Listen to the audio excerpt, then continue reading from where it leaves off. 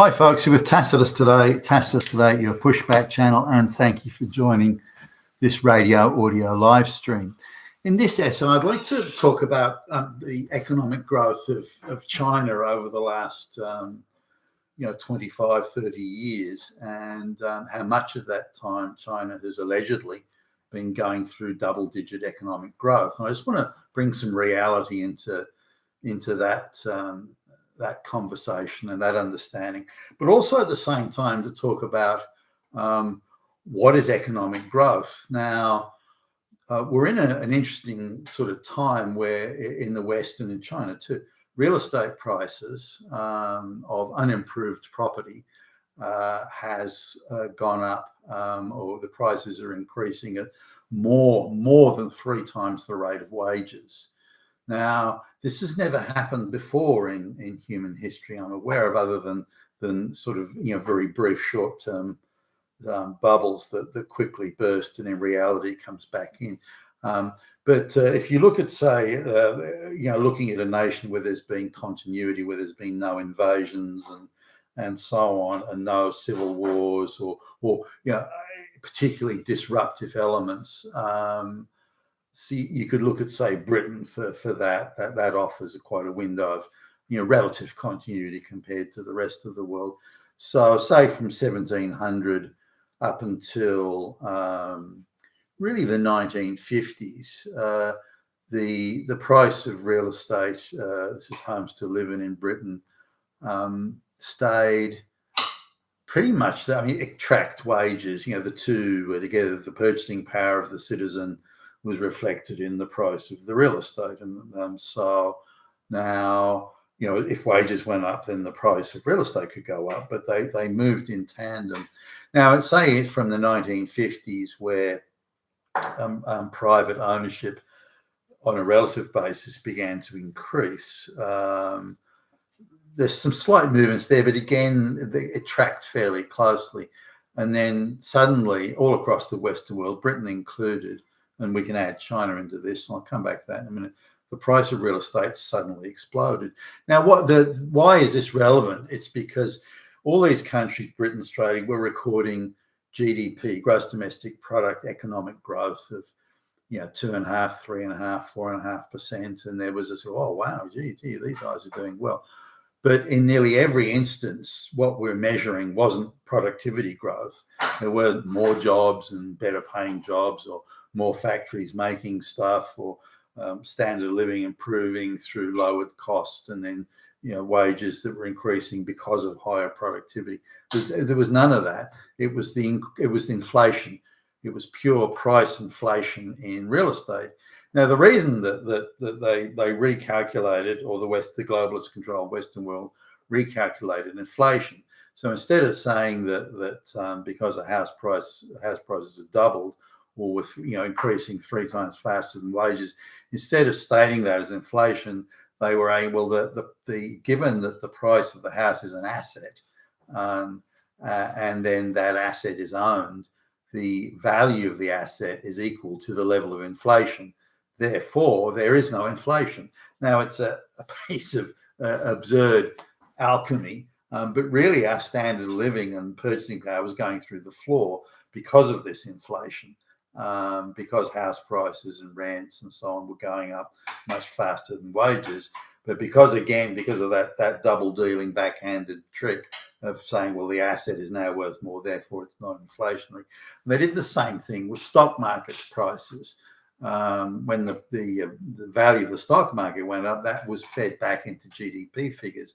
So when the price of real estate goes through the roof and the price of the stock market goes through the roof, all of it artificially manipulated and managed, then they said, well, look at GDP growth, it's 4%. I mean, fuck, we're doing fine. When the difference, or the reality rather, was quite different. Again, purchasing power was declining rapidly, standard of living was declining, jobs were being sent offshore to China, the better paying jobs that once existed didn't exist, or were far fewer in number.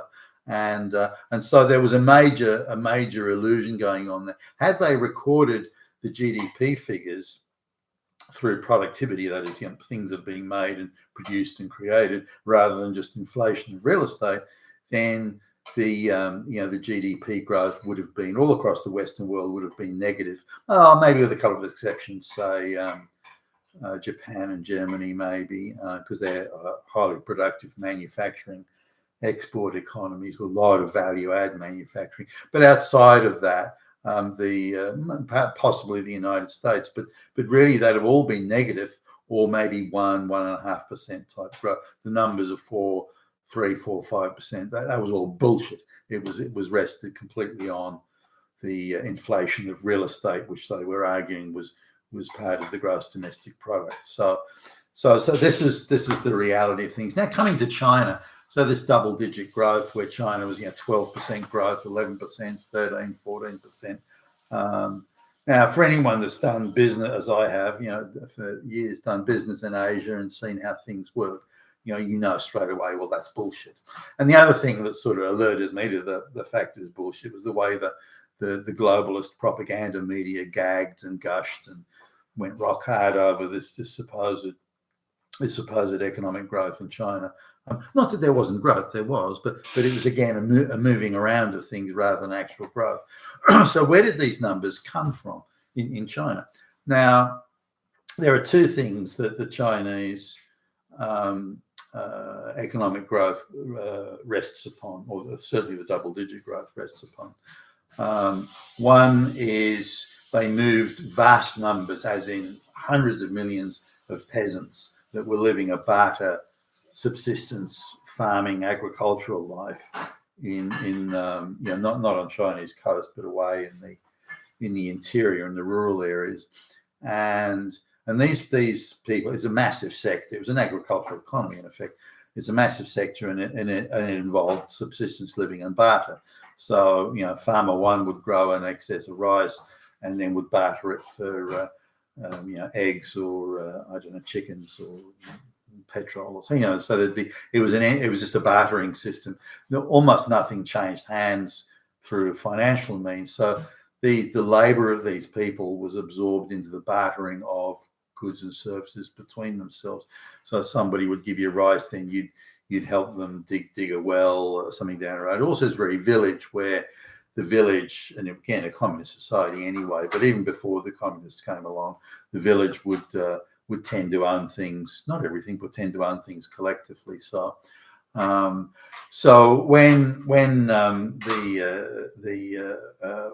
the West, Britain, America, and elsewhere, it was, well, we'll move our factories over there to take advantage of your peasant, poor peasant labor. I remember a lot of these Chinese people coming from the farms, they're pretty much illiterate, even in Chinese, let alone any other language. And so they moved them from their farms into the city. Now, because they didn't exist financially, because you can't record bartering and so on, unless those people sold their produce, rice and whatever it might be, on the market, that's the only point that you can record it as a financial transaction. All the bartering, all the quid pro quo, I'll do this for you, you do that for me, none of that can be recorded economically. It doesn't exist economically. Economically, it's zero. But as soon as you move those peasants into a factory job, where they're making something, it could be. Now, these hundreds of millions of peasants that were moving in, they were doing super unproductive work. In a fact, I mean, even the high productivity factories were in productivity terms, were producing 1/5 to 1/6 of what a Western factory would produce.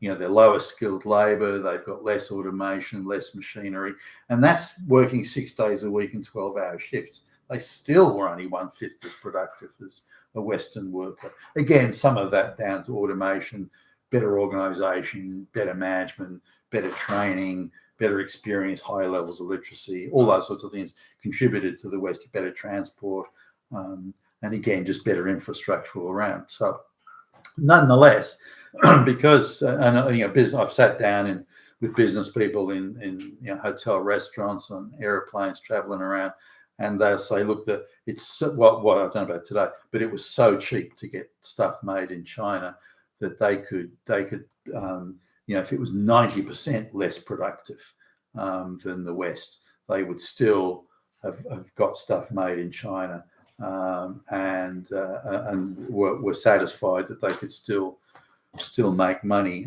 even though the Chinese worker or the Chinese factory was seriously less productive than the Western factory. It didn't matter. The difference in wages was so huge. Now, this is particularly in the lower end where the proportion of the manufacturing cost in wages is enough to have that. Once you move further up the value chain, where there are fewer workers because of, say, more automation, more robots, and where the level of skill in the workers is very high, their knowledge and skill is high, then that item, the high value add item, can be sold at a much higher profit. So the proportion of wages in the item cost, in factoring the item production cost, proportion of wages is very small. It's not even 1%, or maybe 1 or 2%, something like that. So going to a cheap wage country when the total cost of your production is only 1 or 2% of wages, then why would you go to a cheap wage country? You wouldn't. So the value add work tended to be still held in the West, and the lower value add or just mass production was being sent off to China. So you had these peasants, the worker peasants, being moved into the Chinese low-wage Chinese factories, and I've seen them. There's thousands of them sitting in this aircraft warehouse hangar type thing, where they're all with a soldering iron, soldering a little bit. It's like fuck. It's like going back to the beginning of the Industrial Revolution in the West. But part of the globalist thing was to move those jobs to China and thereby bring China into the world trading system and as a major player. I think this failed horribly. Now, if you look at the size of the Chinese economy today, and you look at the actual productivity, and you take away the one-off benefit of or GDP benefit of moving an illiterate peasant it represents zero on the national balance sheet, GDP numbers, and you move them into a paying factory job where suddenly they go from 0 to 100%. They've moved from one far end of the spectrum right to the other, and now they're suddenly recorded as a worker producing things. And then the artificial moving of factories to China, or manufacturing operations to China, that artificial moving. This wasn't won by China having better quality goods, better quality organization, better quality management, better quality workforce. Far from it. The moving was all because the ideology that the globalists had in mind of bringing China into the world trading system, and they just took it out of the hide of the Western worker. Too bad, Western worker. You're not even the shit in our shoes anyway. We'll just move your jobs over to China. And the low wages that China offered, and the draconian government control of their populace. So that's one side. So you're looking at 100 million workers, zero, and then suddenly they go to 100% on the GDP balance sheet, which gives this illusion, a false, fake illusion, that suddenly there's productivity where before there was none. Suddenly there's economic growth where before there was none. It's just a moving of things around. It's actually no economic growth at all. Not that there weren't side benefits. For example, the farmers may have become more automated, so they're more productive. So even though they might have lost their sons to the factory work in the cities, the production output stayed the same, or in some cases even increased. That needs to be recognised. But the second part of China's economic growth was that the real estate property was owned by the state. It had no value.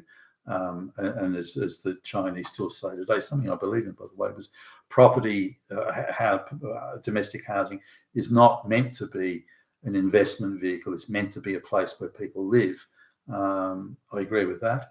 And unless you're an actual property developer, where of course you want to build places and sell them for a profit. But none of the property in China had any value. It was all owned by the people or by the government. So every house had a book value of zero. So suddenly, each property then, in a commercial sense, each property then suddenly did have a value. So it went from zero to being worth, whatever you could fetch for it. So suddenly it had a market value, where before it had zero. So this meant that the economic numbers, the figures, meant that the growth was stratospheric economic growth. If you've got a property worth zero, suddenly it's worth 1,000, 10,000, a million, whatever.